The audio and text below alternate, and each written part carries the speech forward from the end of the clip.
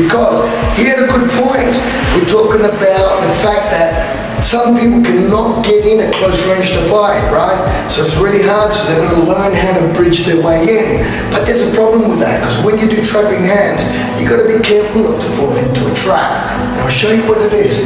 A lot of people, we do it slowly, right? They preconceive the movement, so they'll do like punch out, counter punch. He does whole lap, 1, 2, 1, 2, 3, 4, okay? Now, if I do this fast, watch it. Okay, looks pretty good, right? Nice good. Boom, okay?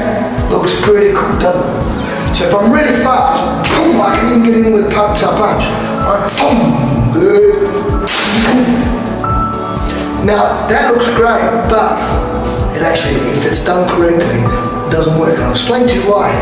A lot of people, when they're at long range and they want to try and bridge, what they're forgetting is they're forgetting the instinct of attacking. So Wing Chun will tell you, attack and go through. A lot of people don't understand that because they get trapped here. They don't know what to do. So what they do, they get preconditioned, they think about trapping, they look for the hands. So you lose the whole notion of attacking, which is the first priority. Because you have a little time on the street, I want to try and protect myself. It comes really hard. I want to destroy his body, break his gut to get through. So that's what you've got to achieve. So if you've got to do it slowly, jump leg go. Watch my body. I'm trying to come through to it. You see, he's trying to react. I'm coming through, but watch my body. I'm working my way through. My body comes through, and therefore, it means that if I do this slowly, I can get into a realistic range, but without seeking the hands.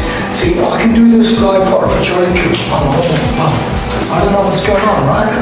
I just feel my way through. Excuse me. I heard you say. So it's a feeling motion, right? Now, what happens is, I'll show you what happens if you just look for the hands. This is where people will get trapped, and this is why trapping hands won't work.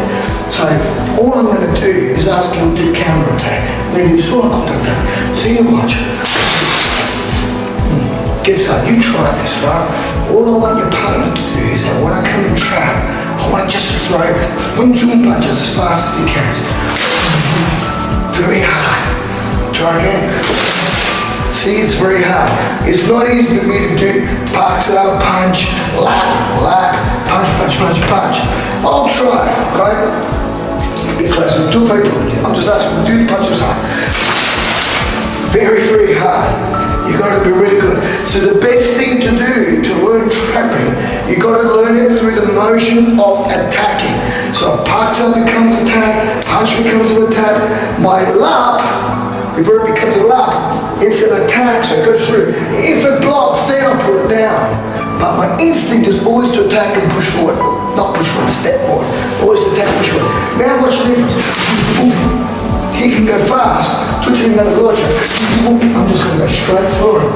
So that's where your real trapping hands comes in, and you learn to get in at a closer range. But if I do it here, throw the punches hard, put you in fast, right? It's not going to work because there's no motion, there's no attacking motion. Does that make sense? So it does work, but not the way it's shown normally. You've got to learn to slowly move your body through his body. And that's learn to always keep the attacking range in motion, the attacking techniques in motion. So remember, pop becomes attack, punch is an attack, lap or jump cells an attack, right? Could be ability. But everything has to be first an attack, and the consequence of the technique comes after. Everybody tries to do it first, it's going to stuff your mind up because you can't search the technique. You've got to learn to attack. That's the principle of Wing Chun. Now hear me out before you insult me. I'll be right back.